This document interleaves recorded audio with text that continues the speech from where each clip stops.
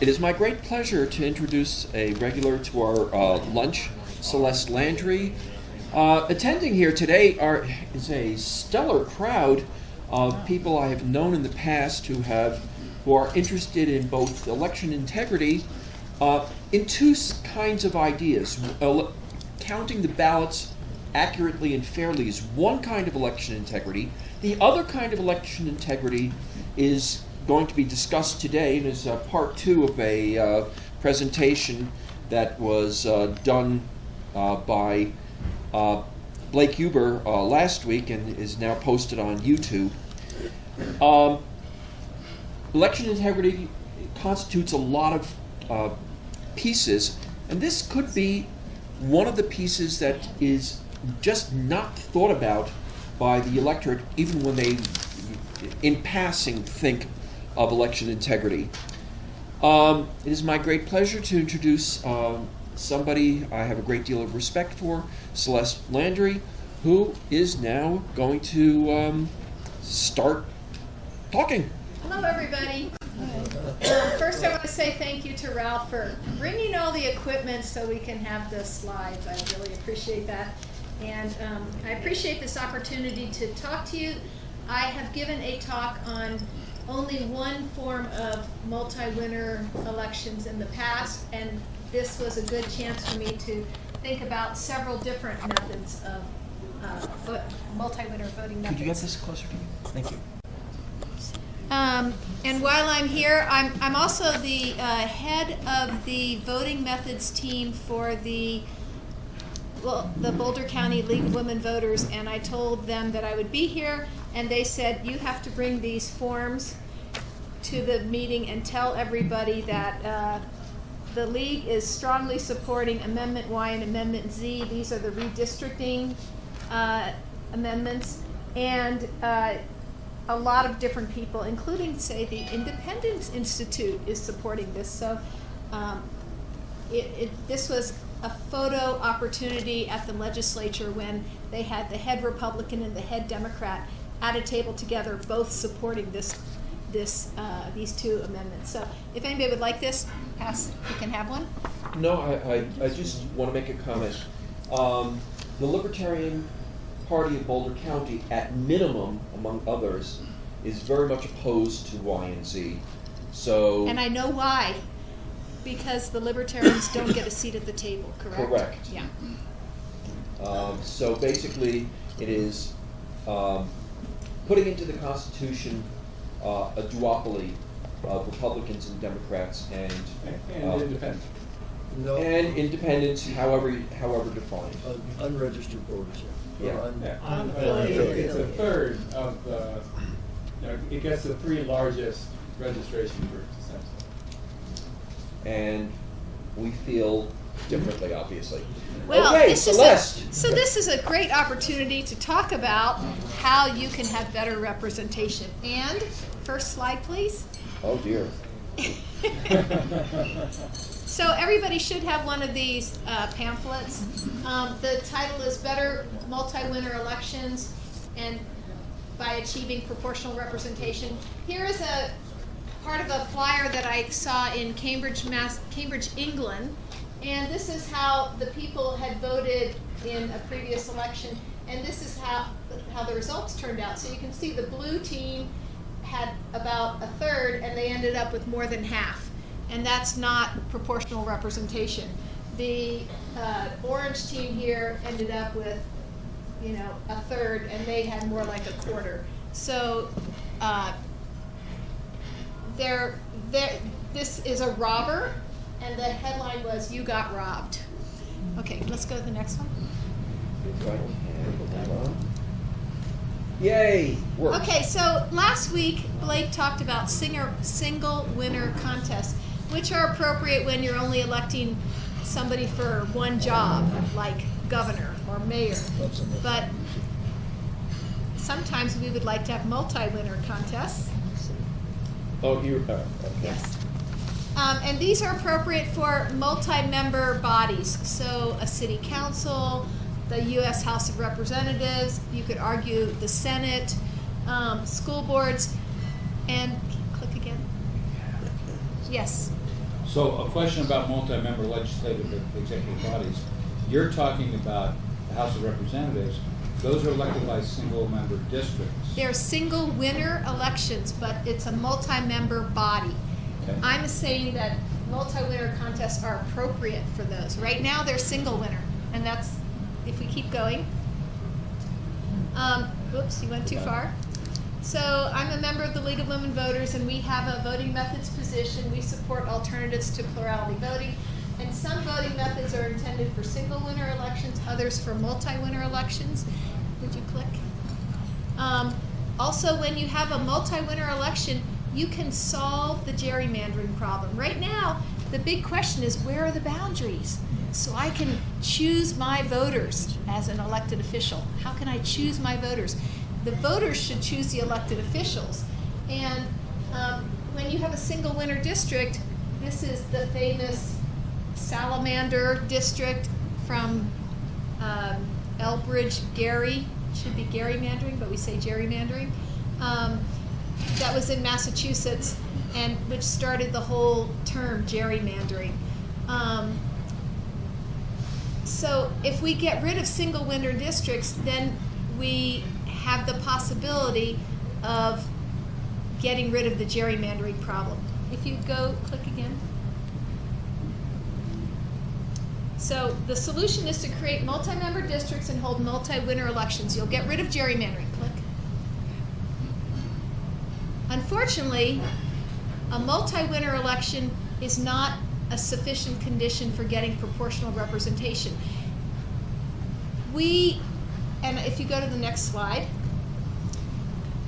here's an example of a ballot where you get to vote for 3, say, 1, 2, or 3. You're electing 3, you get to vote for 3. This is what our city council in Boulder election looks like. We elect 5, you get to vote for 5. Click. But what happens is, and Jesse will attest to this, the same people get elected every time. It's the majority gets to choose all 5 people. Even if you've got 44% who would like somebody else, the 56% get to choose all of the elected officials. That's not proportional representation.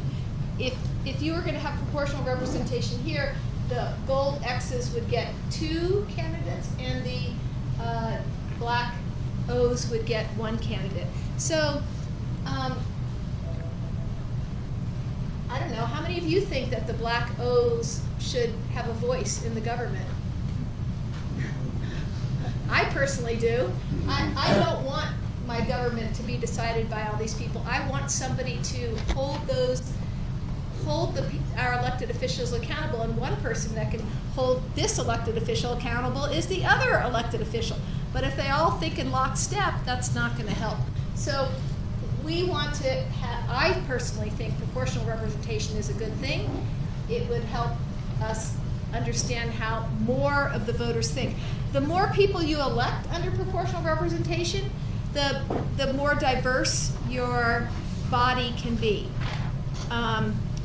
This is the Libertarian Party. If you elected 9 people to city council, like they do in Cambridge, Massachusetts, I think you could elect a Libertarian, because you would only need a little over 10% of the vote. Okay, next slide. And I was lucky enough to go to a parliament debate in the UK last year, and this was a big banner that the people had. This group is called Make Votes Matter. The people want proportional representation in Parliament. It's time to make votes matter. Okay, you can click on. So what are some PR voting methods? Click. You can rank candidates. Click. Oh, that was weird.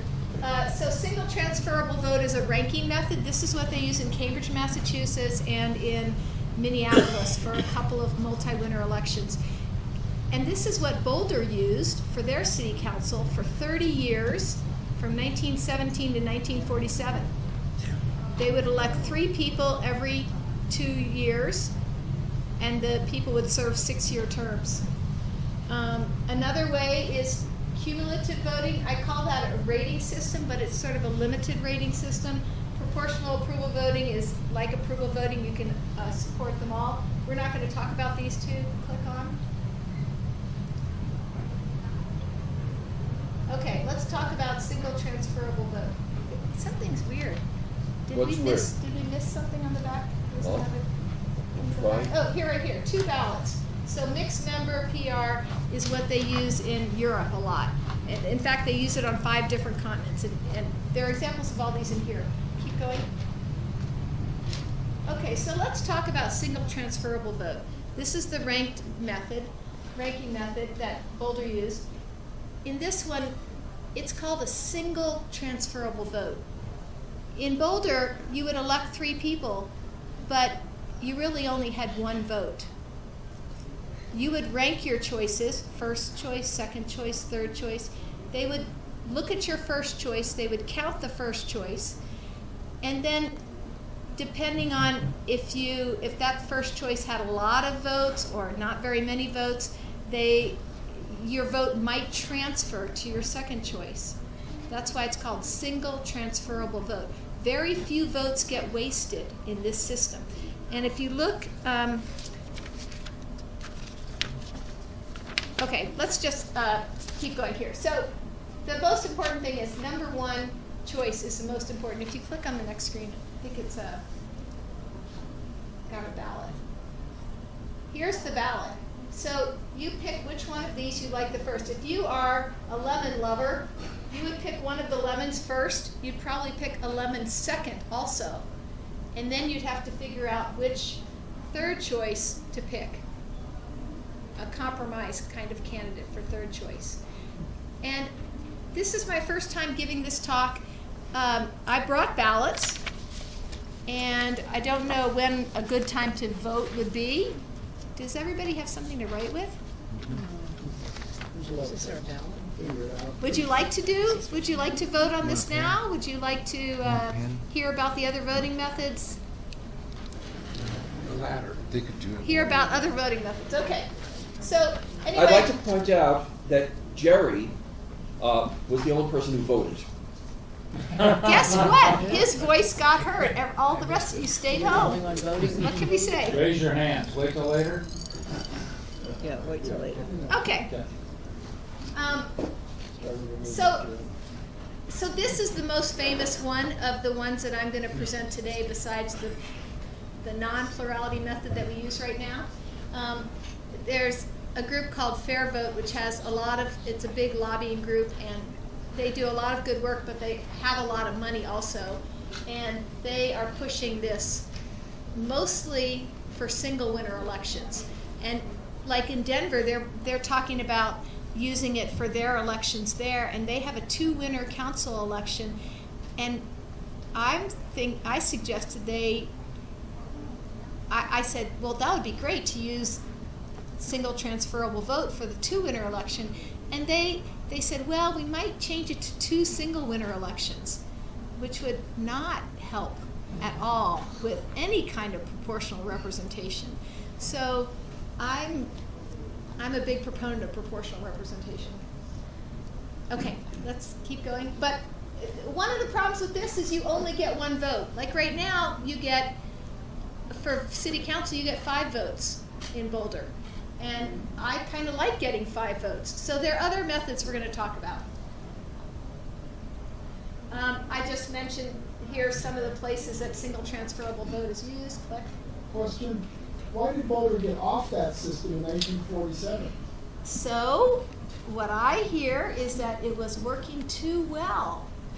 We had too many diverse elected officials.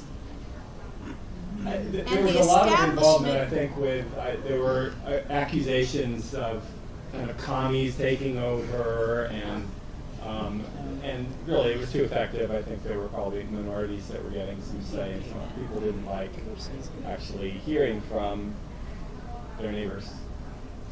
Well, maybe not from me. And when you set up a new voting method, there are a lot of things to consider besides just how the ballot's going to look. Should you elect 3 at a time? Or maybe we should do 5 like we do now and go back to the single transferable vote method. Maybe we should do 9 like they do in Cambridge, you know? Cambridge has some advantages in that every 2 years they have their election, and that's all that's on the ballot. So they only have one ballot. It's not confusing. They don't have ranking and plurality. They just have ranking.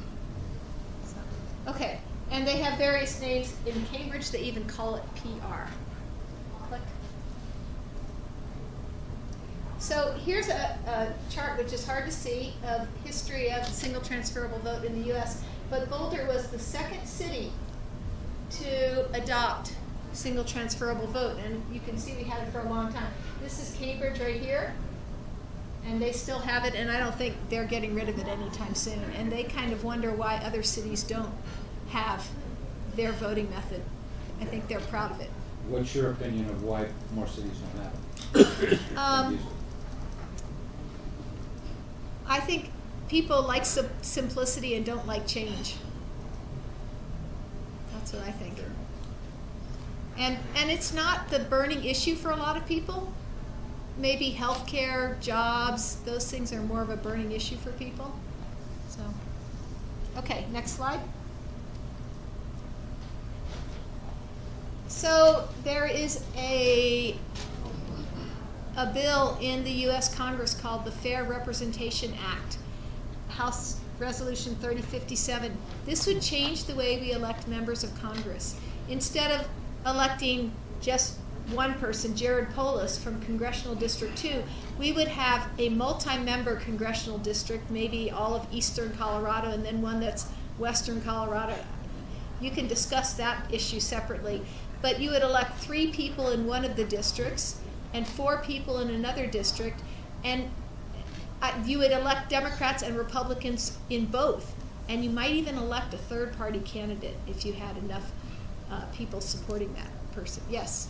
Wouldn't that require a constitutional amendment? No.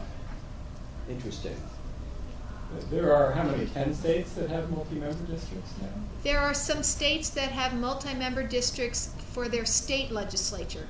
This is in Congress, and it's for the U.S. House of Representatives. So this would provide better proportional representation.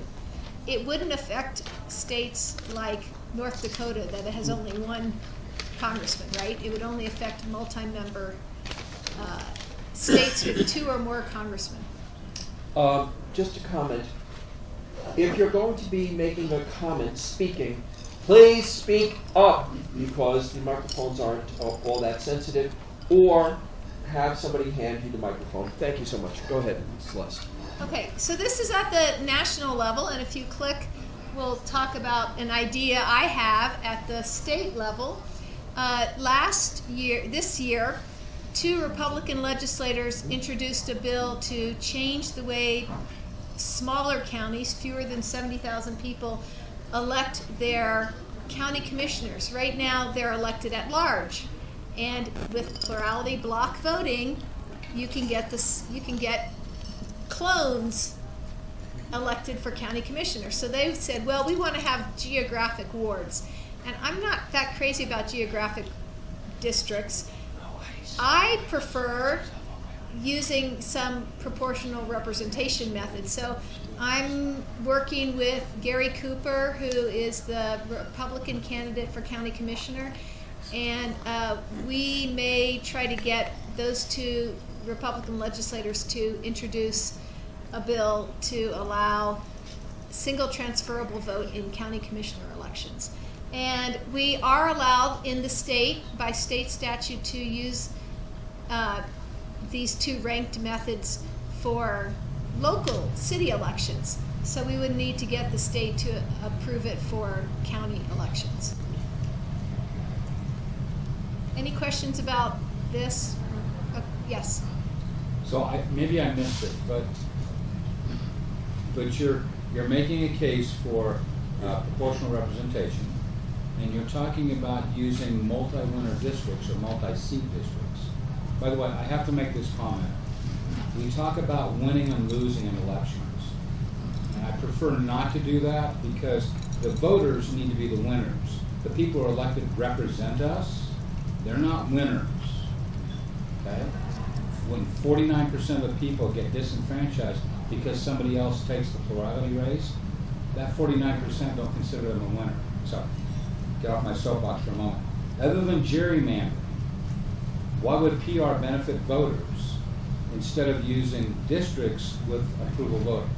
Because approval voting has the same effect on reducing the amount of gerrymandering. If I understand your question, you're saying, wouldn't single winner, single seat district? Multi-seat districts. Okay. You're saying we could use approval voting with multi? No, I'm sorry, and I'm confused, and I apologize. So instead of having multi-seat elections out of a large district, why not proportionality? Because people tend to flock with one another.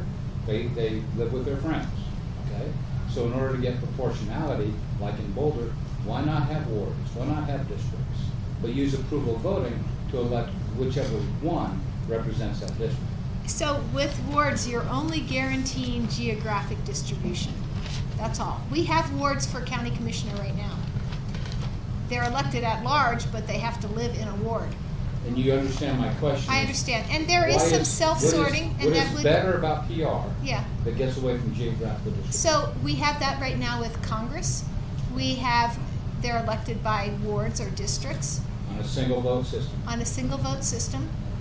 And you're saying have I'm asking. multi-winner, but So you're suggesting Approval voting. multi-winner having- with approval voting?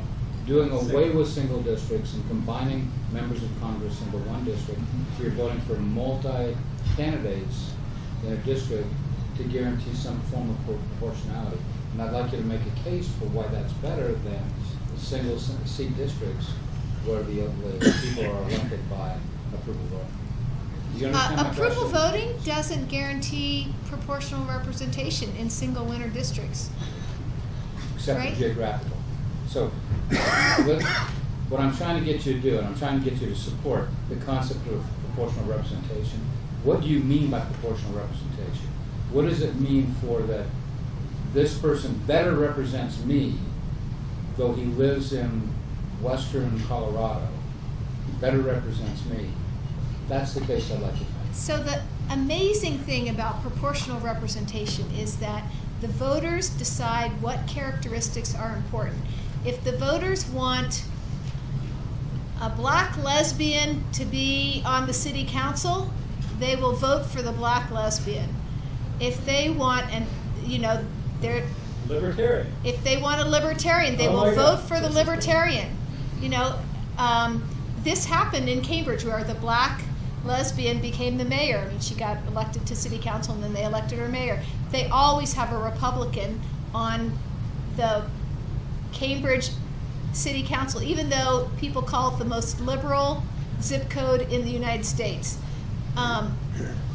But if you had single winner, I don't think a Republican, single winner districts with approval voting, I don't think you would get a Republican elected because the Republicans, although they may self-sort some, I don't think they'll self-sort enough. And then you still have to worry about gerrymandering and political fights. And why have political fights if we have this great system to get rid of political fighting? Fair enough. I wasn't Yeah. trying to be confrontational, Yeah. but I felt like there was something missing. And you've added that. Okay, Right. thanks for asking. So where are we here? Okay, so this is cumulative voting is a method that's used a lot in the United States. Often it's required by courts in order to allow certain groups, often racial groups, to get more representation. And the way it works is you've got a certain number of seats to fill, and you can vote for one candidate multiple times. So click on the next. This is supposed to represent you can give more weight to one candidate than to another candidate. Click again. Here's an example of Chilton County's ballot. You get to elect 7. You can vote for one person 7 times. Or you can vote for 7 different people. Or you can vote for this one, give this person 3 votes, and give that person 4 votes. Would you click again? And here is our ballot that you will get to vote on if you like. This is very easy to tabulate. It's just like plurality. You just count how many votes a person gets. You know, this is all the same person. That person, if you vote 3 for Lemon Bar, they get 3 tally marks. Any questions on that? Yes. Does it pass constitutional muster? Because weighting of votes, one person, one vote. Right now, plurality block election, you get to vote for 5 people, 5 different people, up to 5 different people. And here, you still get 5 votes, but you can weight them. And yes, it passes constitutional muster. In fact, courts have ordered it to fix racial representation issues. Next, please. Okay, another type of cumulative voting is used in Peoria, Illinois, where you get to vote for 5, and you can vote for 5 candidates and each one gets 1 vote, or you can vote for 2 candidates and each gets 2.5 votes, or you can vote for 3 candidates and each gets 5/3 of a vote. They get into fractions. Go math nerds. But you don't get to weight them differently. So everybody you vote for gets an even number of votes. Next, please. And here's an example of a Peoria, Illinois ballot. And it has all the fractions listed here. 1 1/4, 1 2/3, 2.5, depending on how you vote. And Illinois has some interesting history with elections. They've used some multi-member districts but got rid of them recently, like in our lifetimes. Next, please. Okay, and this is the one Blake and Neil want to talk about. So this is a rating method. You get to vote for all the candidates you support, all the candidates you approve of. 1 or a box, checking a box shows support. There's no gradation. Like in cumulative voting, you can give somebody 3 votes and somebody else 2 votes. Here, there's no gradation. But it's favorite safe. It's easy to vote. It's a little harder to do the calculation for multi-winner, tabulation for multi-winner elections. It's not hard in single-winner elections, but it is harder to do it in multi-winner elections. And the idea is you maximize the electorate's satisfaction. And the formula that's used is for the first person that you vote for that gets elected, you get 1 point, say. For the second person that you voted for that gets elected, you get a half. For the third person, and so you're trying to maximize this over the entire population. They could use other fractions, but these are the ones that were chosen. There might be a mathematical reason behind it. Neil might know more. Blake? Just a comment. This type of system was first thought of by both Thomas Jefferson and Daniel Webster. That's interesting. And it's the denominator being a factorial. There's a reason for 1, 2, 3, 4, 5, because it's in sequence. Okay. And it attempts to match the population's wishes. So the idea is almost everybody will get a 1 because your vote, the second time around, after you've elected one person, your ballot counts for less because they want everybody to get some representation. So there's proportional representation. Okay. So you think in terms of factions. So if you have 3 factions, there's 9 people running, there's 3 factions. Once your faction gets elected, then all votes for anybody else in that faction gets less of a vote. But it's hard to delineate amongst factions, so it's delineated amongst voters. Right. So this is sort of the opposite of plurality block voting. You know, if in Boulder County the Democrats are dominant, and they would vote and they would get their first choice. The first person elected would be a Democrat. but then the second person elected might not be a Democrat. You have to look and see, you unweight those Democrat ballots, and you see if the Republicans say rise to the top and get a representative. Let's go to the next slide.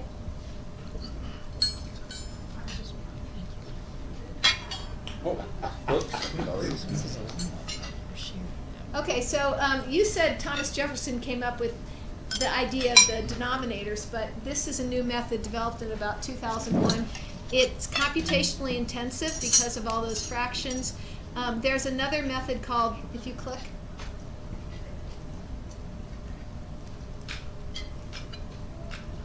forward. So there's another method called sequential proportional approval voting, which is easier to do by hand or with the spreadsheet.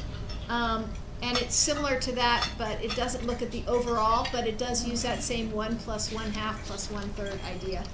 And then score voting, that was mentioned last week a little bit, where you get to give a score, say from 1 to 5. And there's a voting method for that too, but I'm not going to talk about that today. So go ahead and click. So here's a proportional approval voting. The only thing that's different from a regular ballot is it says vote for all the candidates you want to support. But like I said, the tabulation is a little more complicated. Go ahead and click. Okay, here's the one that's used a lot in Europe, you may have heard about, and some people don't like it because they say you want to have better decision making. You don't want chaos. And maybe with proportional representation, the argument against it is there might be too much chaos. You know, you might have too many parties all fighting and you can't come to real decisions. I guess I don't buy that argument entirely. Okay, so As if we don't have chaos now. yeah, we have plenty of chaos and massive politics now, and I wish we didn't have such massive politics. I wish we worked on policy instead. So you get 2 ballots with this. You get to vote for a candidate for the single winner district seat, and then you also get to vote for a political party.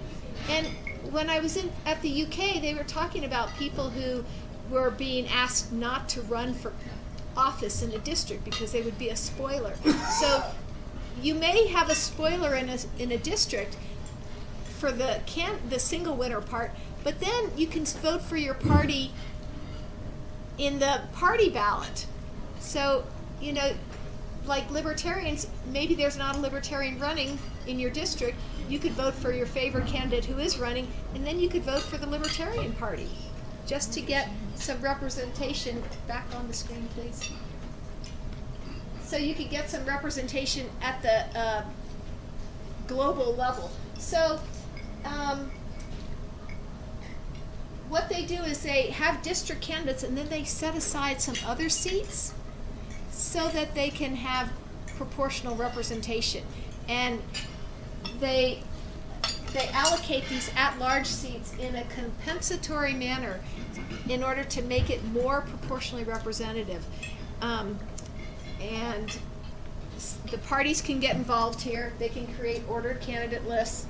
And some people don't like that because they feel like the voters don't get to say who the candidates are going to be.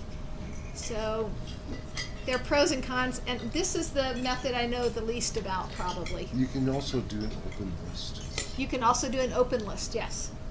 I didn't say always, I said often. Okay, next.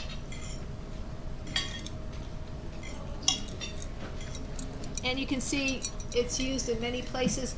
It's also called the additional member system because after you've elected your single winners, additional members are added on. And I went and looked at this video that I saw on your presentation last time, MMP Explained, if you'd like to go see that, by the same person who did Blake's videos last week. Next slide.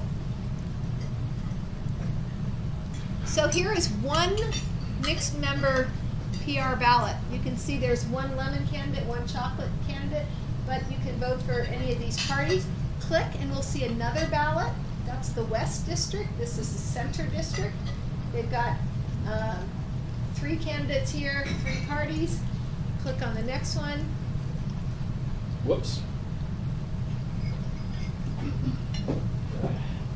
So the third one is the East District, and once again, you've got 2 candidates. The candidates are different on each ballot, but you can vote for the parties however you'd like. And those are 4 different methods of proportional representation. And would people like to vote on ballots? Sure. Okay, I've got all 4 of them here. Should we do one at a time? Let's do one at a time. And do you want to start with proportional representation, or do you want to start with plurality block?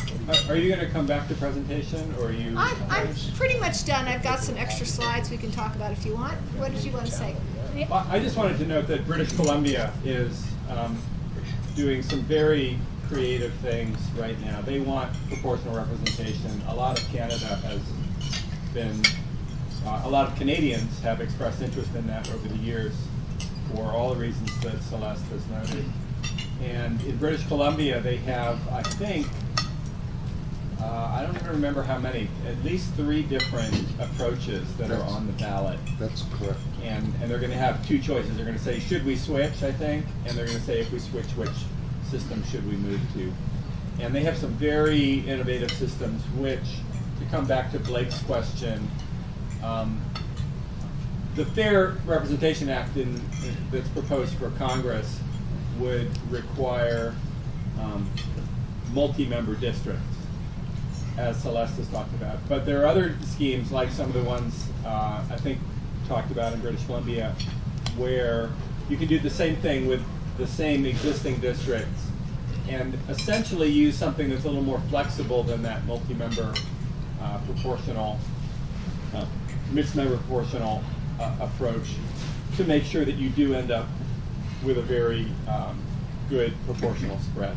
You can basically, you can think of it as saying, well, there's no libertarian running in Boulder, but there's somebody running, you know, the next county over.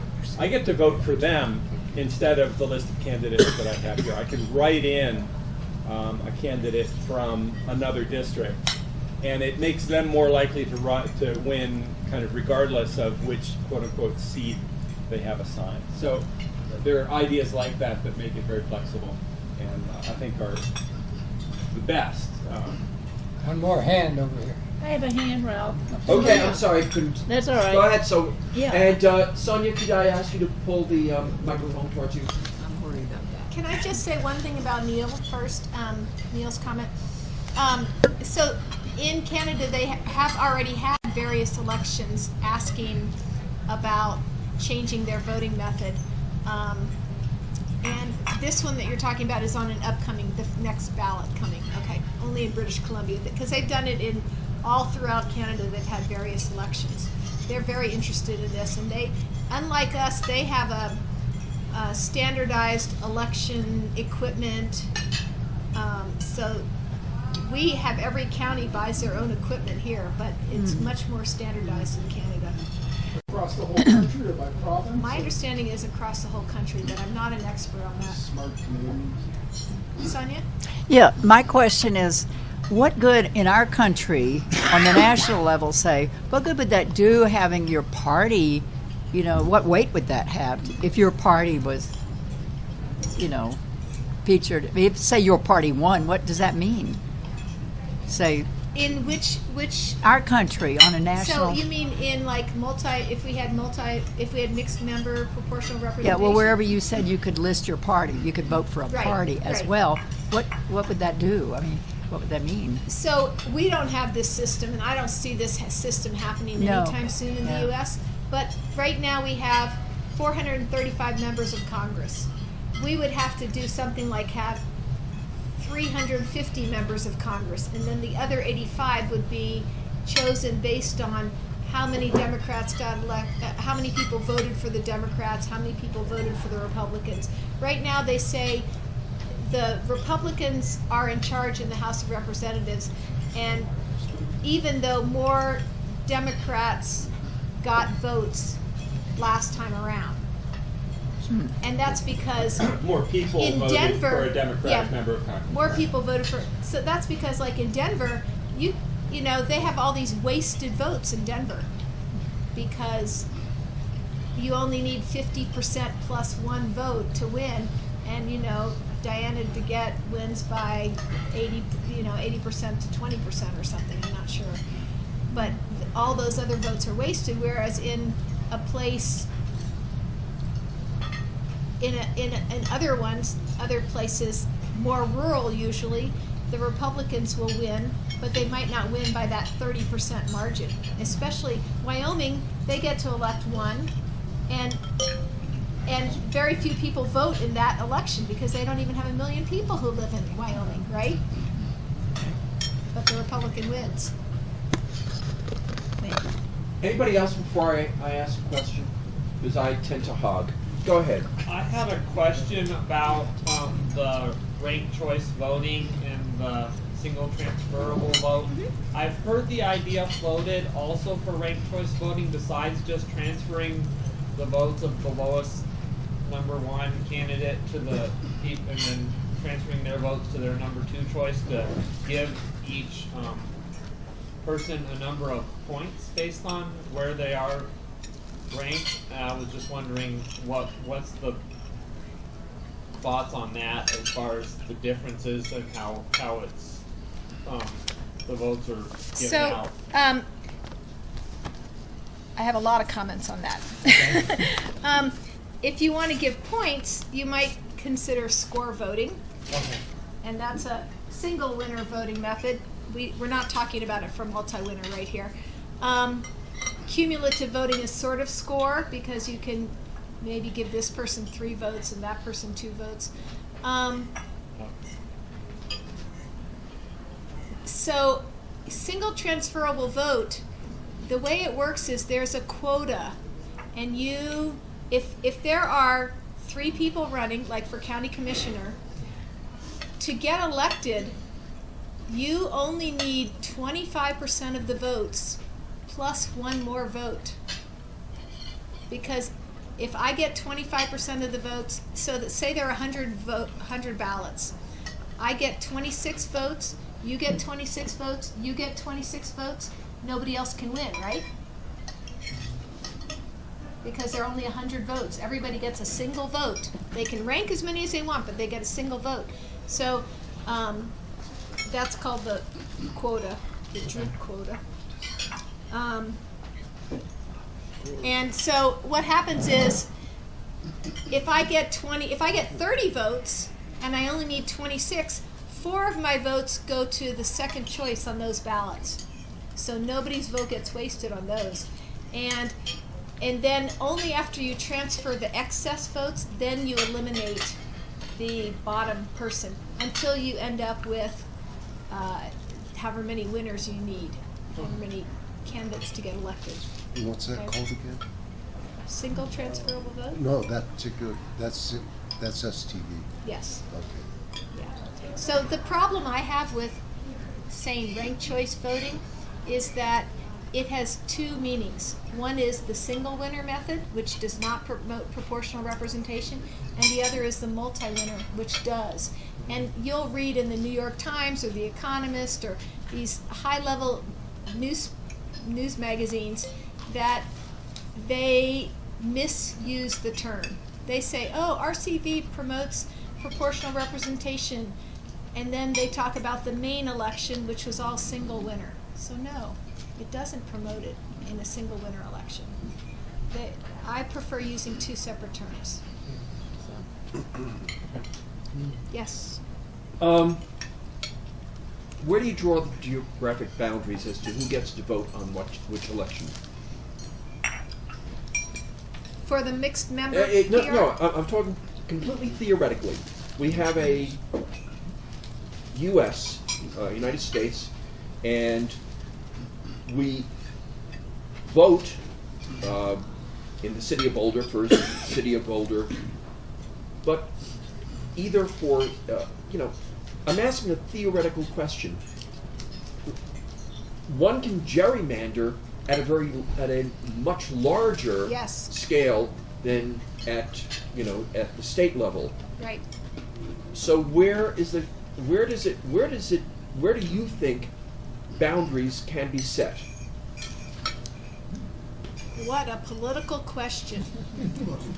If you read the U.S. Fair Representation Act, half of the pages of that act are about how to draw the districts. I'm saying, And no, I'm asking a broader question. Those districts will be drawn inside of states, right, but states are arbitrary boundaries.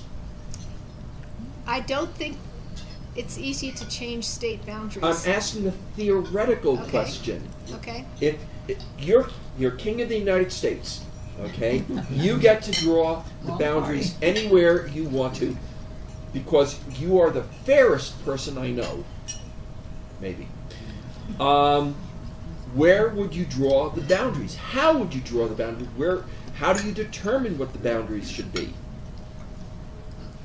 For House of Representatives. Let's start with the House of Representatives, because that's the smallest Okay. unit at the national election. Okay. First thing you would need to decide is how much you want to change from the current system. I want to change it so that it makes Celeste happy. It's not possible. Well, you would pick a voting method in which boundaries don't matter. So everybody gets to vote for all candidates everywhere. So there's no sense of birds of a feather flock together. There's still depending on your method, there can be lots of ways for birds of a feather to flock together. If you did single transferable vote, it would be a nightmare with 400 members of Congress. But for the fairest scheme, you could absolutely come up with a system in which everybody votes, ranks or gives points in approval voting or whatever to all members of Congress, and then you come up with an algorithm. I mean, proportional approval voting, the nice thing about it is that it basically tries to maximize the happiness of the population. And it has this formula for how happy I am. I'm very happy. I'm pretty happy if I get one choice that I like. I'm happier, but not twice as happy if I get two choices that I like. I'm happier still if I get three choices that I like. But at some point, each additional person who I want to vote for and like that gets elected makes me just a little bit more happy. But somebody else who has never gotten anyone elected in their life, like a Republican in Boulder County, you've never had anyone elected. Why don't we come up with a system where we note that you will be very happy to have at least one vote on council? Since '94. Yeah. So that's really the principle that underlies this, and the bigger the district is, the more fair it is. Now it gets very complicated, and ballots would be horrible, and you wouldn't do that. But you would use a system like this gold system. It really doesn't matter how big your districts are, because you get to essentially you can vote for someone who have themselves filled out a much more complicated ballot that says, if I don't get elected, pass my vote on to them, and if I get way over elected, pass some of my support on to somebody else that I support. They're very nice. So I have an idea to answer your question. What I might do is say, take the population of the United States, divide it by what is 435 divided by 5? 87. Divided by 87. I'm going to create 87 districts.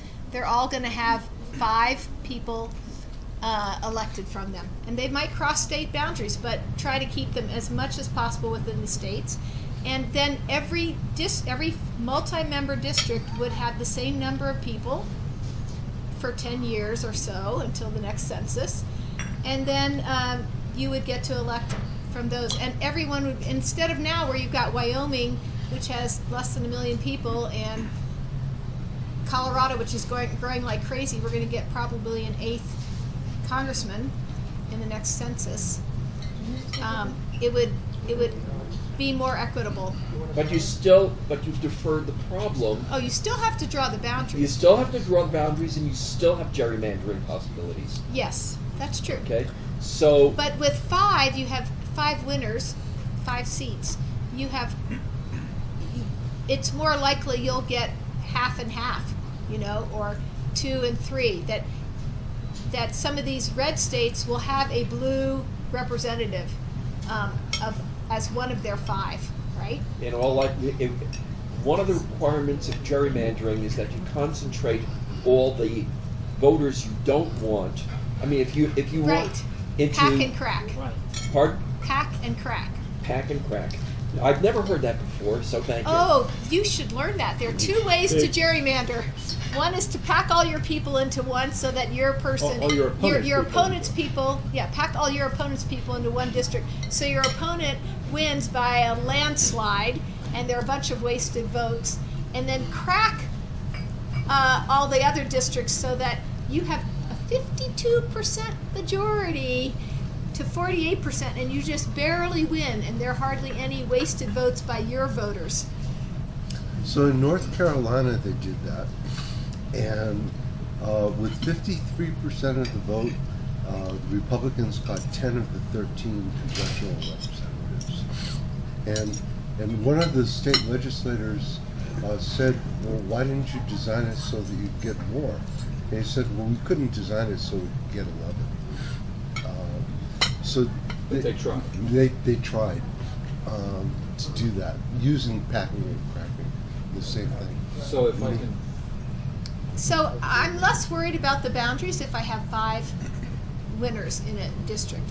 If I have 1, I'm very worried, But if I have 5, I'm less worried. And if you read amendments Y and X, they talk about all the criteria. And so, yes, it's a process and it's political, but it will be less political than if you have single winner districts. Go ahead, Jesse. The way you get around gerrymandering is with the mixed member proportional system, where you have adjustment seats. If you hold out about 20% of the seats as adjustment seats, if your party gets 13% of the vote, you get 13% of the seats with the adjustment seats. Next person will be Blake, and then will be me again. Makes gerrymandering. so we've talked a lot about gerrymandering. We all agree gerrymandering is bad, right? Does anybody like gerrymandering? Depends if you're on the government power or You not. don't have to admit it. Depends which side you're on. There's some people who would like it. But why do we vote? And I think, I want to get back to the concept of voting. Why do we cast a vote? Because we want to influence public policy. Our whole reason for voting is to influence public policy. Why are you running for office? Because you want to influence public policy. If you win, you can have a direct relationship to public policy. So with systems like this, proportional representation, you may actually get people elected that will then influence public policy. But gerrymandering is an issue we need to solve, and I don't see a voting method solving it. Proportional representation have good effects on it, so can approval voting. Would you agree with that? I think multi-winner voting methods and some of these other voting methods like gold that they were talking about in British Columbia, they can solve the gerrymandering problem. Most of the world does not have a gerrymandering problem because most of the world uses proportional representation. They just don't care about districts. Yes. The only real purpose of the district is to have somebody assigned to, have to help you if you have problems with the federal government. I wouldn't mind hearing from some people who haven't said anything yet. Chris.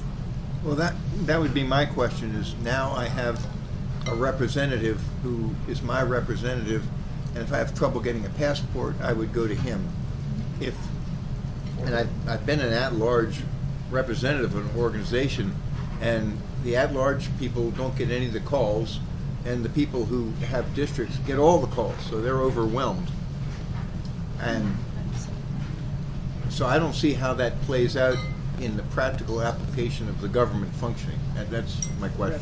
Truly represent. That's an argument that I've heard against, they call it a constituency in UK Parliament.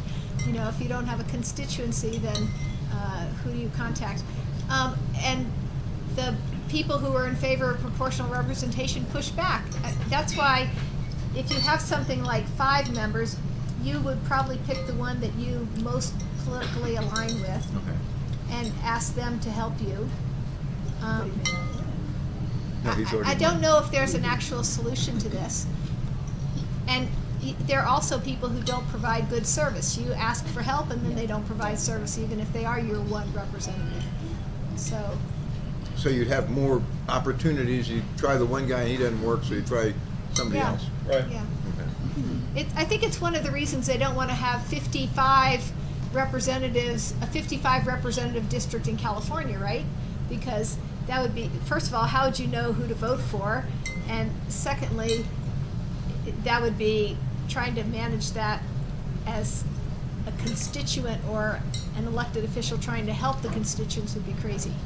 So if California were one district, then every ballot would have 55 representatives on it, and you 55 would get elected. You'd have, 900 on the 900 list. yeah, okay, gotcha. Yeah. Yes. Would somebody here who knows more about it than I do talk about Kenneth Arrow's theorem about Impossibility. yes? Could you say that again, Celeste? Or Celeste. Arrow's impossibility theorem. So, first of all, it only applies to ranked choice methods. Arrow's theorem only applies to ranked choice methods, and it proves essentially that there's no such thing as a free lunch. You can't. People want a lot of things out of an election system. They want fairness and representation and all these characteristics, and there is no single method that. Other than dictatorship. I think dictatorship is actually something That's actually one of the criteria that he talks about. You don't want Exactly. any don't want a voter to be a dictator. dictator. You don't want irrelevant alternatives. You don't want spoiler candidates. A bunch of things like that he talks about. So in theory, in the general case, you can't solve all your problems with a single winner ranking method. But it doesn't apply to proportional representation, multi-winner methods, and it doesn't apply to approval voting or Score voting or any of the methods that are not ranked methods. There is another theorem that says that you always have to deal with strategic concerns in a voting method, but it's much weaker in terms of, it's like, that's not really news. Strategy is a factor. So there are lots of methods to do proportional representation. They're kind of easy to design a method that will, if there's 13% of the population that favors a particular faction, they'll get 13% of the legislative body. If we're we have going to Blake vote, next. we should soon. Yeah. Should I pass out some ballots? Let's get the questions Okay. out of the way. So just a quick comment on what you said about, what was said about arrows.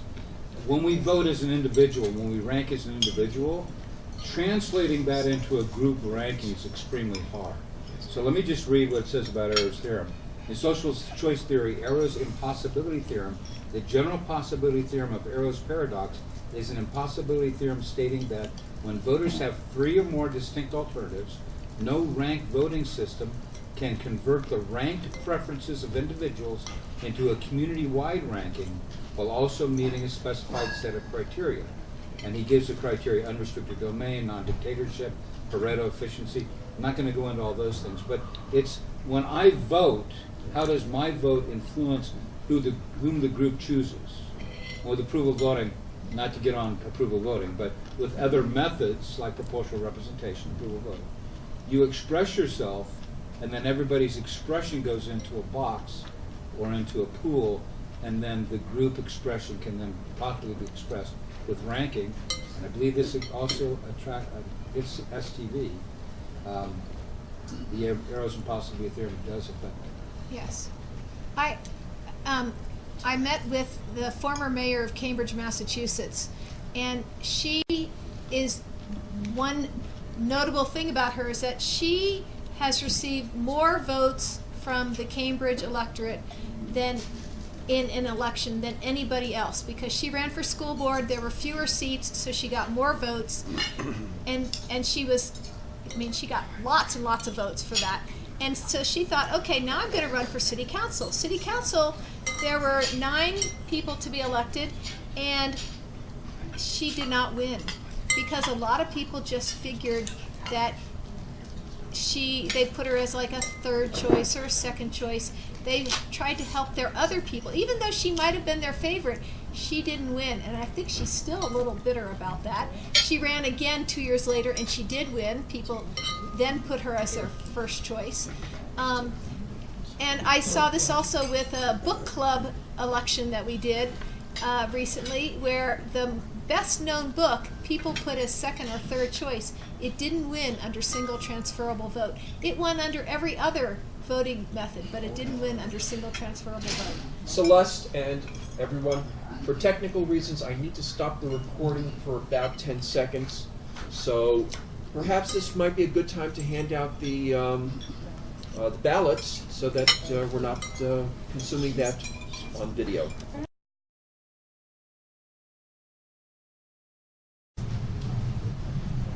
Blake, you're up. Thank you, Ralph. So, ladies and gentlemen, last week, if you were here or saw the videos online, CGP Gray has done a lot of videos. I believe he's Canadian. He's done a lot of videos on approval voting, block plurality voting, and mixed member proportional voting. And the video we're going to watch now has to do with mixed member proportional representation. Very good. Queen Lion of the Animal Kingdom is looking to improve her democracy. She recently allowed citizens to elect representatives to the Jungle Council, which governs the kingdom. However, she recognizes that her citizens are not happy with the voting system. Let's watch an election on one of the small islands of her kingdom to see why. On this island, there are 3 political parties, the 2 big ones, Kia and Tuatara, and a small third party, Kakapo. On election day, the citizens each cast 1 vote for a local candidate they want to represent the range they live in. The results are as follows, with the average across the island that Tuatara gets 49%, Kia gets 48%, and Kakapo gets 3%. The election is run using first past the post, meaning that the candidate with the most votes wins. Because Tuatara got the most votes in each range, they get to control 100% of the seats on the council, and this is why so many citizens are unhappy. The majority of them, the 51% who voted for other parties, get no representation on the council at all. This seems unfair to Queen Lion, but she's not sure how to fix it. The citizens like having local representatives and don't want to change the range boundaries. But luckily Kiwi, one of the citizens of this island, has a suggestion for Queen Lion on how she can make the system better while keeping local representation and leaving the ranges as they are. The idea is called Mixed Member Proportional, or MMP, and it makes 2 changes. The number of seats on the council is doubled, and each citizen now gets 2 votes, not 1. Here's how it works. At first, election day for Kiwi is just the same as before. He gets a list of candidates running to represent his local range on the council. Kiwi picks one, and the winner will be the candidate with the most votes. So far, the system is no better. Tuatara again wins all the local elections, and still more than half of the citizens don't have any representation. But here's how Kiwi's second vote, and those extra seats on the council fix this. Kiwi uses his second vote to pick his favorite political party. These second votes are tallied up and show the percentage of support that each of the political parties has among the citizens as a whole, and reveals how imbalanced the council is so far. To fix this imbalance, members of the political parties are added one at a time to make the council more proportional. Tuatara is the most overrepresented and Kia the most underrepresented, so Kia gets the first empty seat. This continues, adding 1 Kia at a time until both Tuatara and Kia are overrepresented and Kakapo is underrepresented, so they get the final seat. Now the Jungle Council represents, as close as possible, the actual preferences of the citizens, which is a huge improvement over the old first-past-the-post method. There is, however, one interesting question that should arise at this point. Exactly who decides which members of the party get those extra seats? The way it works is that, before the election, the political parties make a list of their favorite candidates in the order they want them to get on the council. So if there's only 1 extra seat for their party, the name at the top of their list is chosen. If they get 2 extra seats, the first 2 are chosen, and so on. This makes MMP a bit different from other voting methods in that it makes political parties an official part of the way the election works. This may give the party leaders greater control over their members because they can reward or punish their actions by changing their placement on the party list. While this may be a disadvantage of MMP, there are a number of other benefits that Queen Lion in particular likes.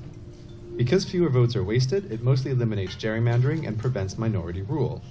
It also gives more choice to the citizens by encouraging political diversity. This point is worth expanding on. Notice how, with MMP, the percentage of votes for the local representatives isn't the same as for the parties. This is because in the local elections, citizens have to vote strategically. For example, Kakapo voters don't like Tuatara at all, but they can tolerate Kia. Since there are so few Kakapo voters, they know that their candidate doesn't have a chance of winning the local election, so it's really a race between the two big parties. Thus, many of the Kakapo will vote Kia in the hope that he might win and be their representative. However, when it comes to voting for their favorite political party, this strategy doesn't matter. The more votes a party gets, the more representatives it has on the council, so citizens are free to vote for smaller parties they like, knowing that every vote counts. Queen Lion reviews her options and decides to switch her kingdom to MMP. Now, for the first time, the Jungle Council is a true reflection of what her citizens want.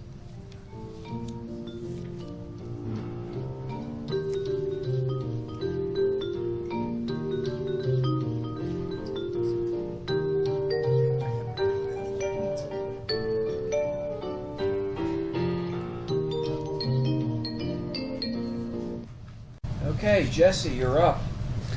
The system they just described is called a closed party list system. It's not used in Can every. you use the microphone, please? Is this? Yeah, it's close enough to you. Okay. So do speak up. So the system that they just described is a closed party list, where the party leaders get to order the list. That makes all of the candidates beholden to the party leaders. There's another system that's called an open party list, where the voters get to order the candidates the way that they want. And so then the candidates are directly beholden or accountable to the voters as opposed to the party leaders. And it gives candidates much more choice as to which parties they want to affiliate with and how they would like to present themselves on the ballot. Sorry about that.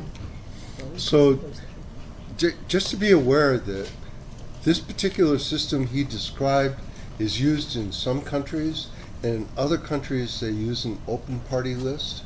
And for instance, in Sweden, they use an open party list, and sometimes people just vote for the party and they don't even say which candidates they want to. Roughly 25% of the people just vote for parties, and then in the other parts of their ballot they'll vote for the individual candidates, and you can mix and match as they suggested. So you can vote for one party, and you can also vote for individual candidates in your district. It might be from a different party. Celeste, do you want to talk? This gentleman wants to I talk. want to know if I have all of the single transferable vote ballots. You need to have all of those to make any progress. Yes, unlike plurality, you can count. You can count as you go along, as you get them. But this one, you have to have them all to know. So I would like to walk people through this. Shall I? Sure. Okay, we have 3 winners. We have 15 ballots. So how many votes do you need to win? You need 1/4 of 15 rounded up, or plus 1. So 1/4 of 15 is 3 point something. 3.75. 3.75. So rounded up is 4. So anybody who got 4 votes wins. Lemon Bar got in the first round. Lemon Bar is a winner. Chocolate Cake got 4 votes. Chocolate Cake got 5 votes. So Chocolate Cake is a winner, and there's an extra vote for Chocolate Cake. So there's a question: how do you decide which ballot you look at for the second vote? In Cambridge, they do this random draw of precincts and et cetera, et cetera.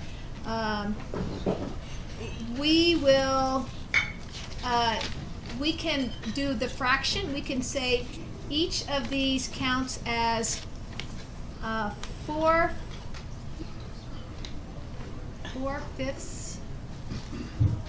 How's that go? Each of these counts as, I want 4 for the total. So, and I want 5 as the denominator. 6, let's see, 5 is equal to something fourths. 20, each of these is 20 fourths? Yeah. We take 1/4 away from each of these ballots. You do this fractional work to take a portion of each of these and give it to the second choice vote. And this is what they do in Minneapolis. And the first time they did this, they had these numbers with 3 decimal places. Since then, they don't put the decimal places because the computers do the work and the people would just be confused as I'm trying to do math on my feet here and I'm getting a little confused. So one of these would get to transfer. So actually we have 3 winners in the first round. That was easy. So we don't have to transfer any. Lemon bar got 4, chocolate cake got 5, and vanilla ice cream got 4. So we have all 3 parties represented. And that was STV. That was STV, and that was, yeah, where you only get to rank 1. Let's see what happens when you get to vote for more than 1. So you didn't do a district scheme, right? Not for single transferable vote. For any of them. I mean, we don't. Oh yeah, there is a district Oh, that's right. scheme. You Yeah. had that one. Yeah. So let me ask my question. Celeste, would you like the city of Boulder to go back to single transferable vote? And do you think that would be possible? What would it take? It would take the citizens of Boulder to care about it because it's more complex. I personally would like to be able to vote for more than 1 person. I'd rather vote for 6 people than 5 people, even though there are 5 seats. So what Yes. is your favorite method? Yeah.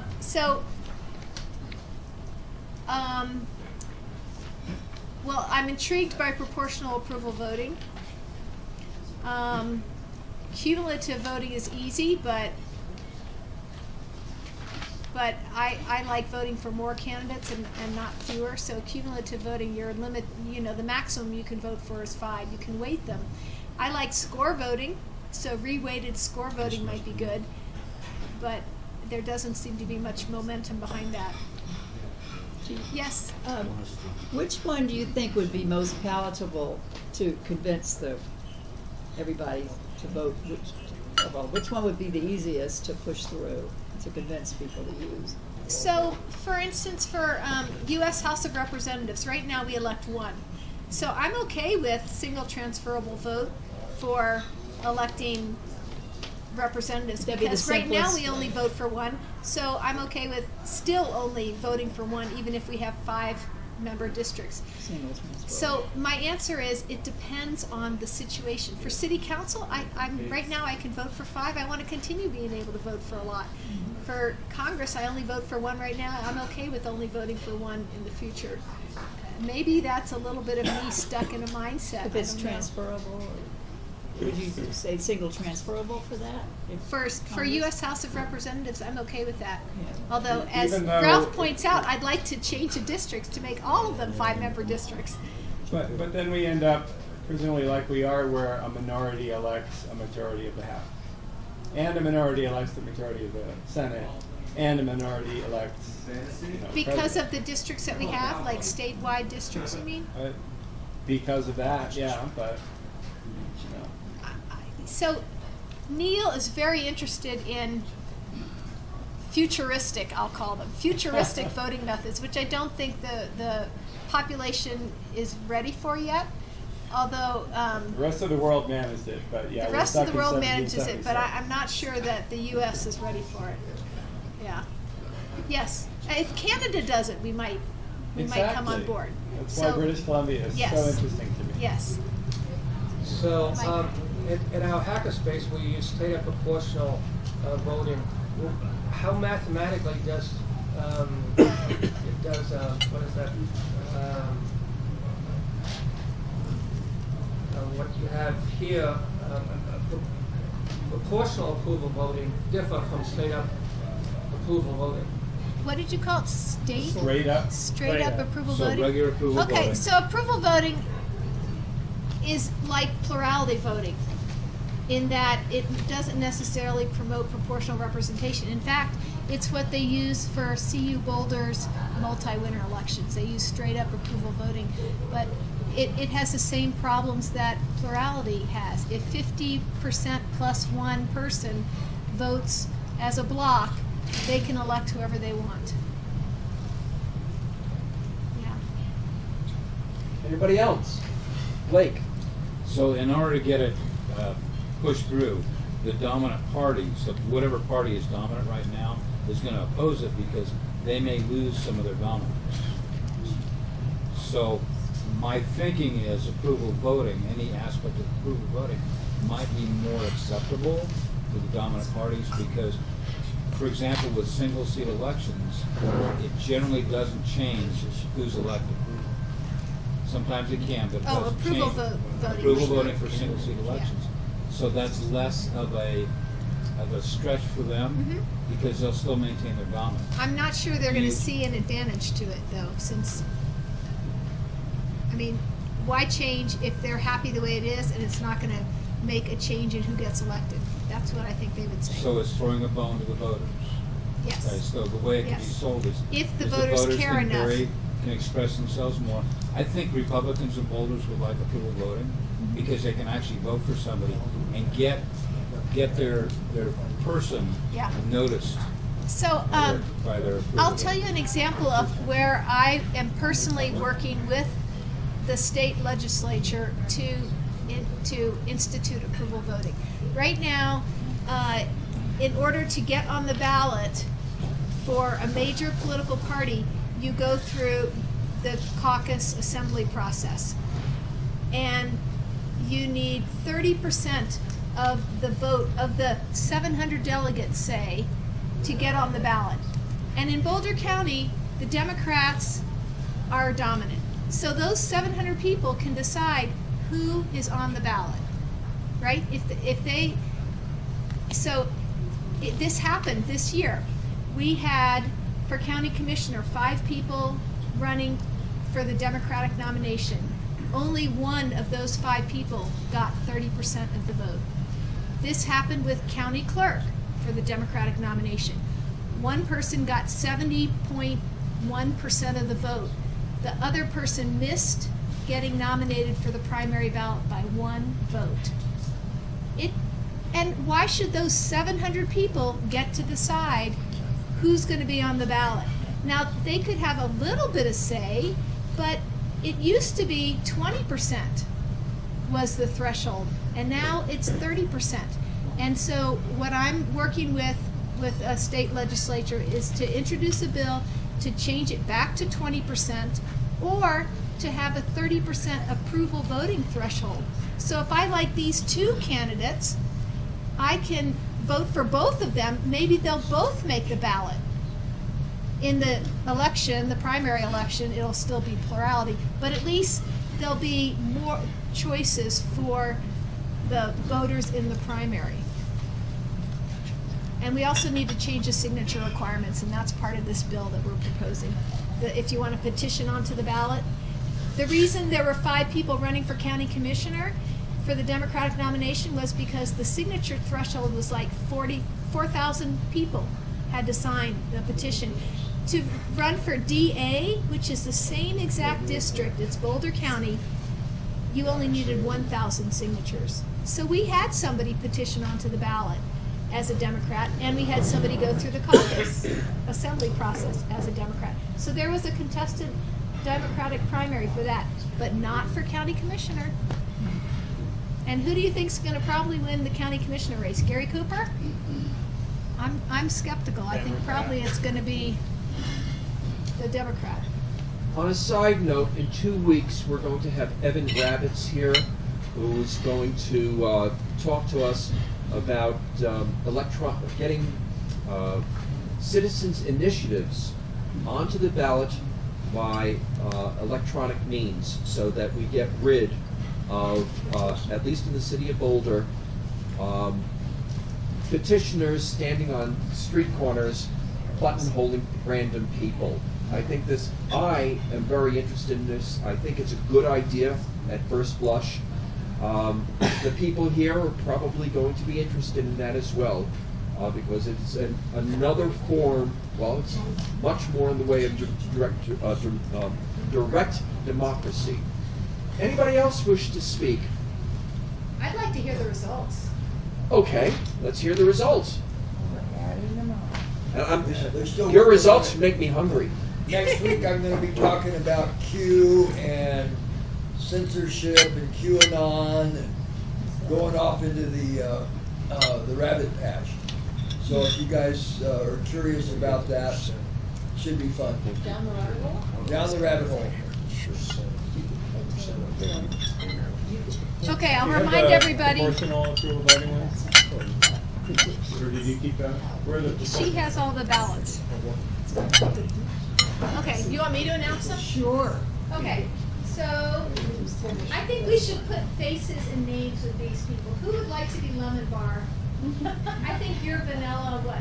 Vanilla wafer, vanilla ice cream? Never call anybody vanilla. I'll be the lemon bar. No, I was No vanilla chocolate party. syrup. I didn't Vanilla party. Okay, you are lemon bar.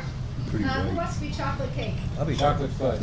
Chocolate cake. Well, it was was there a chocolate cake? It was Yeah. chocolate Yes. malt. There's chocolate cake, fudge. chocolate malt, chocolate chocolate fudge. fudge. All Who three. wants to be lemon drop? You won't have to stand up if you're lemon drop. Okay. Oh. Chocolate fudge. I heard someone. Chocolate fudge. Chocolate fudge. Who wants to be vanilla wafer? I guess I'll be vanilla. Okay, vanilla wafer. Chocolate malt? I'll be chocolate malt. Chocolate malt. And vanilla ice cream. Oh, damn, I would Too late. We need a vanilla ice cream for sure, because vanilla ice cream already won single transferable vote. You're vanilla ice cream? Yeah, Ralph. I guess Okay. so. So everybody, so lemon I'm bar, chill. chocolate cake, and vanilla ice cream, stand up. You won the single transferable vote. Lemon. Stand up, you're vanilla ice cream. Oh. So you three won. Not much diversity here, it seems. Just joking. Libertarian. So Okay. what were those again? Say? Lemon bar, chocolate cake, and vanilla ice cream. Now, for plurality block, which is what we use right now, you get to vote for three, but you don't rank them or anything. Okay, lemon bar won. Oh, well, top was chocolate fudge, but lemon bar also won. Chocolate fudge won. baby. It's all about And lemon bar won. And vanilla ice cream. Stand up, Ralph. Yeah. Okay, so we got a different result. People like it. Chocolate fudge won under plurality, but not under single transferable vote. Okay, cumulative like block STD. voting, where you could vote for, give all your votes to one candidate. Vanilla ice cream got 11 votes. Ralph. Yay me. Ralph, you won again. Stand up. Chocolate fudge won. And lemon bar won. That's the same as the plurality results. Okay. And then for mixed member proportional voting, this one there were different districts. So in the Western district, chocolate fudge got 3 votes to the opponent's 1. Okay. In the Center district, chocolate cake won. Yay. Compared to lemon drop. And in the Eastern district, vanilla ice cream won. Again. Vanilla I ice did- cream is popular. Okay. But So you didn't. Go ahead. so the people who won were chocolate, and vanilla. But when you look at the party vote, 7 votes were for chocolate, 5 for vanilla, and 3 for lemon. So depending on what the threshold is, lemon would or would not get a candidate. AC. Fire, I can't. And if elected, I refuse to be eaten. And proportional Chocolate approval rules. voting, we can tell you who came in first on that. Chocolate cake came in first on that one. And then you look at all those ballots. We have to actually have the fiscal ballots.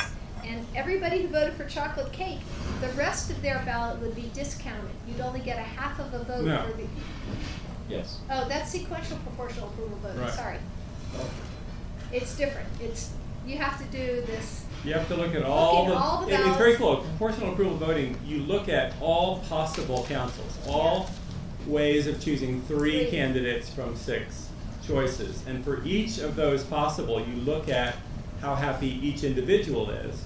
You add up the happiness of all the individuals, and you see which combination of the 3 does the best job of making people happy. So it takes time because you need for that size, you probably want to do it with a computer, but You need all the ballots too. there's what, 6 choose 3 is, I don't know, 15, 7 choose 3 is 35. maybe 15. So there's 15 possibilities to look at, and for each one you have to tally the whole election.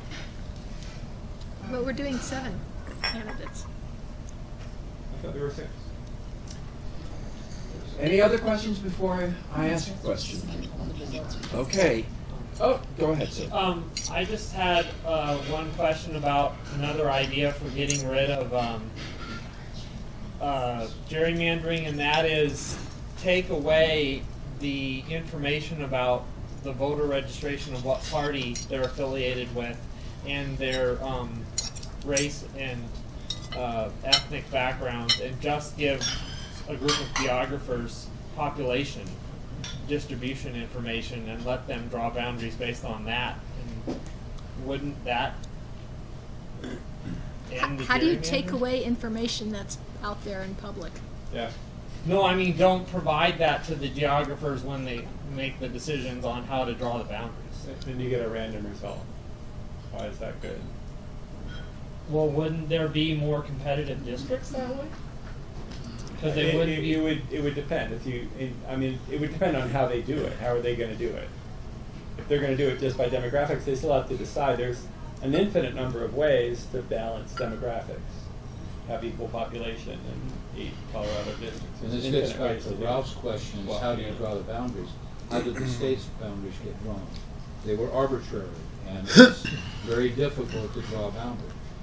Your idea has merit, but There is an algorithm called the split line. There's an algorithm that basically says you give this computer program your boundaries, and we will divvy it up in order to, and the population distribution will divvy it up. But it's just making an arbitrary choice. It's not doing it in any smart way to try to do anything. Any map making? Be fair in any particular way. Any map making, you know, the one thing they say is they have to be population equal. But the other thing is you have to decide what you want to consider. Do you want most compact districts? Do you want most equal area districts? Do you want, to preserve towns and cities and Front Range versus Western Slope? So this is big business, I think, gerrymandering or drawing boundaries. Yeah, it's going to be scary big. It was just a thought. Yeah. I wanted your opinion. It's an interesting idea, but I think that horse has left the barn. I don't think we can hide that information.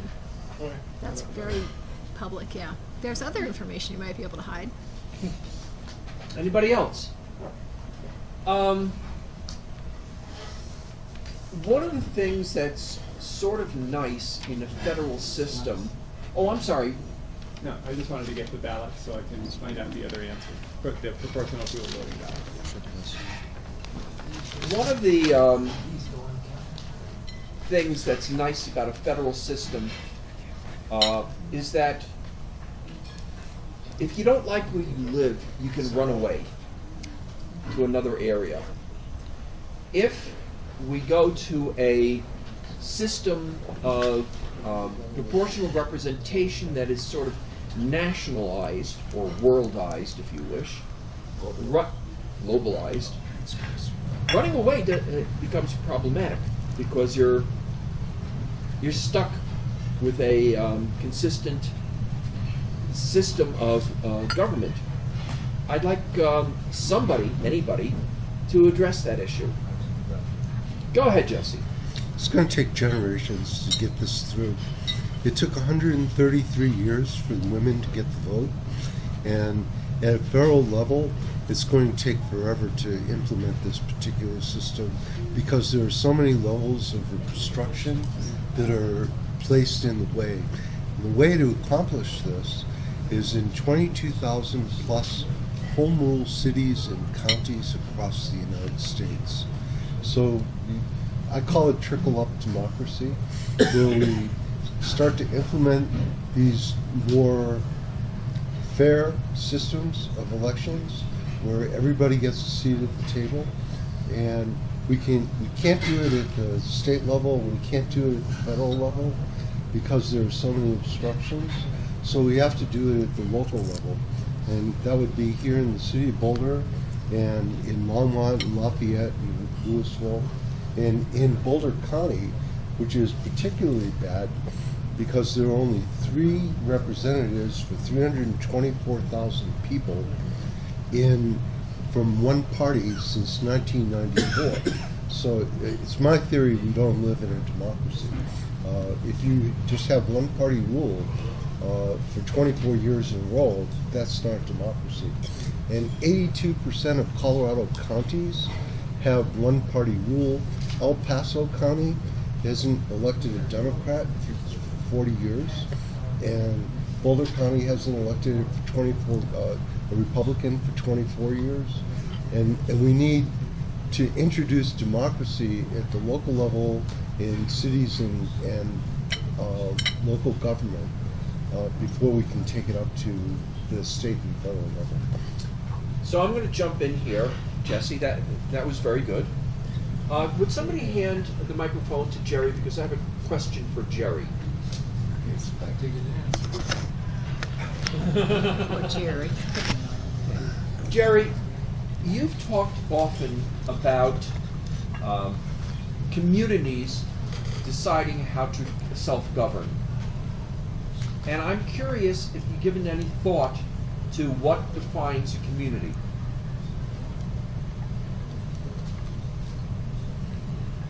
Where you have a thin sprinkling of people between you and the next one.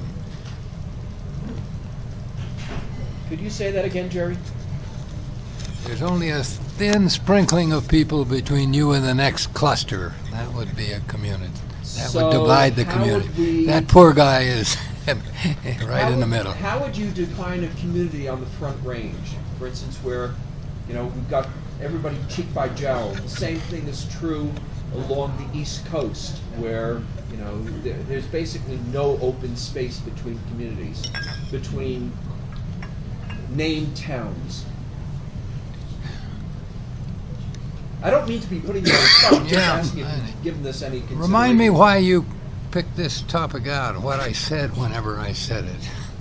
Why am I? Because what's happening in this voting system is we should be defining how to define a community. Now, Celeste says we define community by one way to do is simply divvy up the areas and make it 5 members each, and use some system of voting that, pardon me, she approves of. I'm glad that got a giggle. I'm just I'm constantly grappling with these meta questions, how to decide on these issues. In CGP Gray's videos, he has conveniently a monarch, a dictator, who says, I want a better system for my people. Jesse points out that it's going to take a long time for any of these new systems to be widely implemented. I'm just trying to decide what's the best system, period, and how do we determine that and get consensus on that? And let me swing the Celeste, you want to answer that? Or Blake, Celeste is our speaker, so Celeste, please answer. So, number one, I'm not as pessimistic as Jesse. I think that this can happen sooner if there's an upswell. Right now, people only care about elections every 2 years, every 4 years, but the consequences last all year long, multiple years. So we need to care about it more than just once every 2 or 4 years. I think that you might not want to say this is the voting method. You might want to say, in this case, this is the best voting method. In this other case, here's another voting method. You can create your own voting method that works for whatever case you're working on. In my particular case, I want a voting method that always gets libertarians elected, nobody else. Okay? And that is a voting method. Yes, okay, it is. Blake. So I really like your question, okay? But in determining what forms a community, think about what forms a market, okay? Markets are formed by people grouping together for a common purpose. This is, and I hate to get back to approval voting, but this is why I'm so strong for any form of approval voting. Because you're voting on the issues, you're voting on policy, not personality, not individual. So, because you can then express yourself, you can find your own community, you can find your own market, you can find your own people that agree with you on the issue. And is this limited to a geographic area, or is it limited, or is there some other mechanism by which they group who the voters are? For instance, if you own stock in a particular corporation, it doesn't matter where you live, you get to vote. Ralph, I got a hand. Yes, go ahead, Sonia. I'm thinking about community and representation. In a community, let's just say, in a rural community, you may have very conservative voters, but there will be that public school teacher who is liberal, and her voice will be squashed. Whereas you've got Boulder, where you're surrounded by liberals, and maybe a little pocket full of libertarians. You cannot make a community and generalize on it, but these little minority people, I think with your system, would have more voice. They would find their community elsewhere in another district by voting, by having their vote count along with other people's vote. Do you understand what I'm trying to say? Yes, yes. So, Sonia, what you're saying is that, I don't understand what you're saying. How does one determine where one has the franchise, the voting franchise? Well, you don't have it here in Boulder, that's for sure. I have the voting I have the voting franchise in the county of Boulder, but I don't have any voting franchise in the city of Boulder because I don't vote. I don't live here, at least legally, and yet I spend a good deal of time in the city of Boulder. Go ahead, sir. It isn't franchise wherever you are. Isn't that the idealistic notion that in a democracy it doesn't matter where you live, you should have a vote? And the idea of doing some alternative voting methods, I think over time, this is what maybe Jesse was trying to get at, if you start at the local level, over time, you get people to understand that, and they would take their voting in a different way. They would think about it differently. Right now, we're tied to geography, ethnicity, economic status.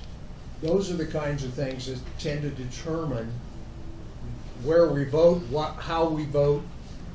All those things may come into play, but if I feel like I can vote for people that are more common to my interests, no matter where I live, then maybe you get a different kind of participation. I think the geographic distribution of districts is simply an organizational guideline that you have to arbitrarily set those districts some way. And the basis we've done it in the past is on geography because, before we had modern communication and transportation systems, it was easy to say you go to where the river is, and then you go to where the main road is, and you try to keep the district within that area. I mean, it's an arbitrary kind of thing. We can decide where those districts are, as Neil said. It's a pretty arbitrary kind of thing. But maybe we keep the district distribution on the basis of whatever makes organizational sense. And then as you develop the alternative voting, people's behavior will determine then what their community is. As you pointed out, your community is, where you're going to vote. And it doesn't matter necessarily where you live. That is where one of the things I'm trying to get at. Yeah, right. Okay, and then the question becomes, what is the criteria used in order to give you the voting franchise in a particular community, however community is defined? Do you want to answer that or address that, Celeste? I can say a couple things about it. One thing is that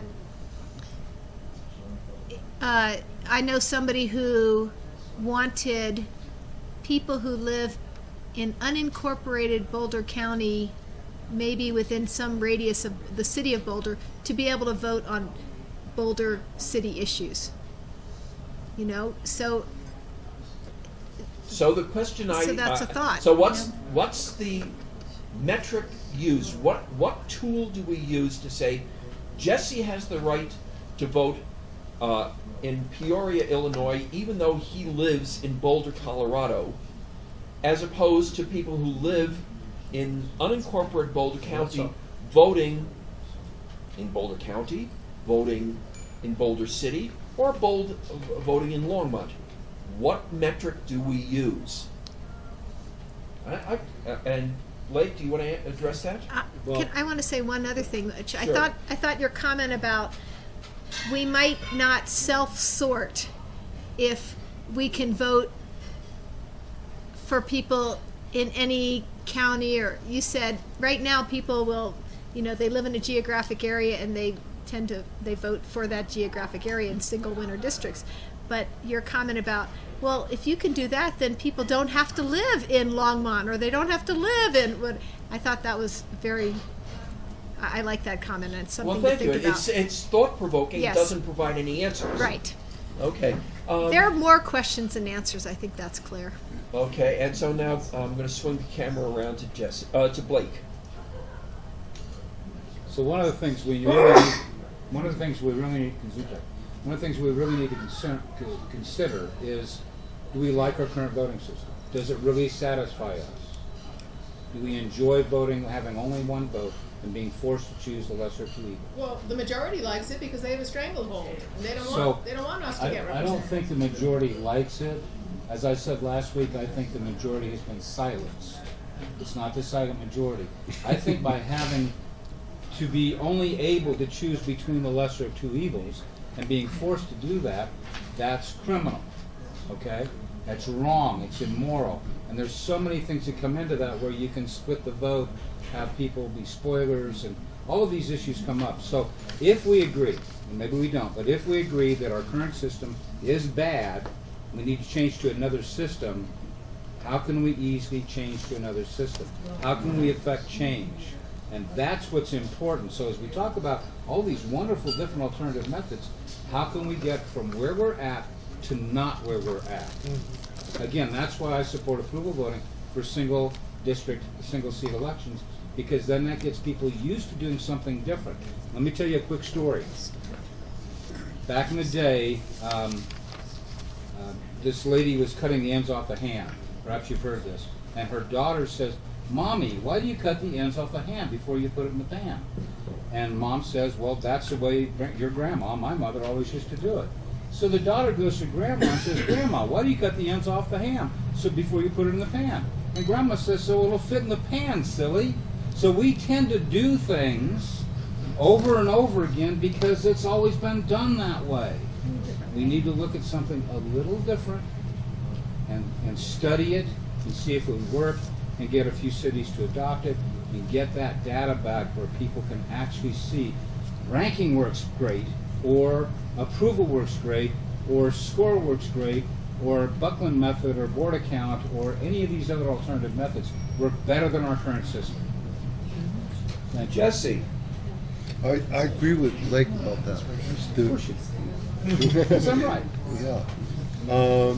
So my suggestion on the process should be that the people who have power will never give it up voluntarily. That's right.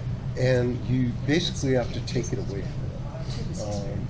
So the way we take it away from them, so for instance in Boulder County, where you have 3 county commissioners and a concentration of power in one party, which I happen to be affiliated with, but I don't agree with it. But in any case, the first step should be the establishment of good governance boards, where we can at least start discussing this and it becomes part of the public forum. Because a lot of people are frustrated with elections and they know that the system is broken, but they don't know the specifics of why it's broken, and they don't know what the different remedies are that we're talking about here today. So if you make it part of a public forum where people invest in it, and then different alternative methods could be devised, the next step would be to put it on a countywide ballot. Can't do that in Boulder County. Well, only the county commissioners can do it. And the county commissioners won't do it because they like having control. They don't like democracy. They want control. So we have to get a good governance board which comes up with a report that we should have other alternatives to represent people more fairly. And then the next step would be saying, do we want to vote for home rule in Boulder County? At which point, when we have a home rule system, then we can start discussing which types of alternative voting methods we can implement. So it has to be a step-by-step process, and that has to go on nationally in localities. So I can report the proportional approval voting results, which were chocolate cake, lemon bar, and vanilla ice cream, which in this case wasn't particularly interesting because those were the top 3 plurality issues. I want to say that probably we should change the ballot and not put lemon bar and chocolate cake at the top. We should put less favorite ones at the top, because people often vote the top of the ballot. Or randomize it, yeah. Yeah, randomize it a little bit more. Blake? So I'd like to echo what Jesse said in a way. So Jesse, I love you. I think it's great. But if we look at top-down solutions, we may fail. I encourage everybody in your daily life, anybody says, let's vote on it, and there's 3 or more options, use approval voting, or use ranking, or something. Use something different so people get used to using it. If you're a stockholder in a company and you're going to be electing 5 different people to the board of directors, recommend you use approval voting or ranking STV or some alternative, just to get people used to using an alternative method instead of this archaic, idiotic, choose one system. And with that, I think we're pretty close to finished. Let me wrap this thing up by suggesting people come to Evan Rabitz's presentation on getting stuff on the ballot electronically, which I believe will help get perhaps approval voting or some other system of voting on the ballot, so that we can have approval voting or or whatever system the body politic feels is the best. You know, with that, Celeste, I want to say you did a really marvelous job, and you know, if she doesn't get a massive round of applause, I'm going to quit this job. You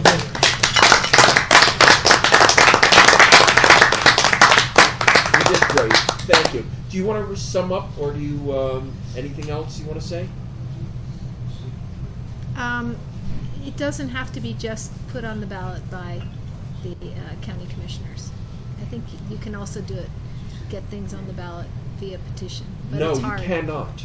I know that for an absolute Well, fact. Gary Cooper was trying to get, maybe not home rule, but he was trying to get something on the ballot, and he didn't have enough time to collect all the signatures. There's no way to petition on the ballot. Really? In Okay.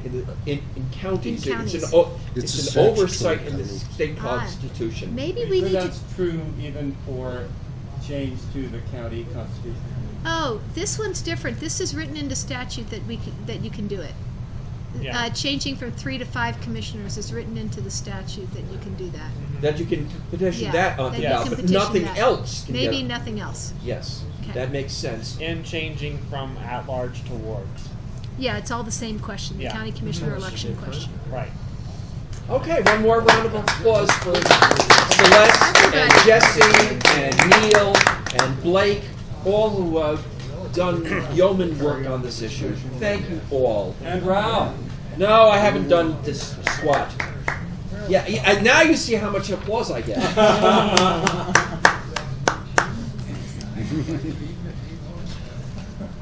Thank you, Celeste. Yes, thank you.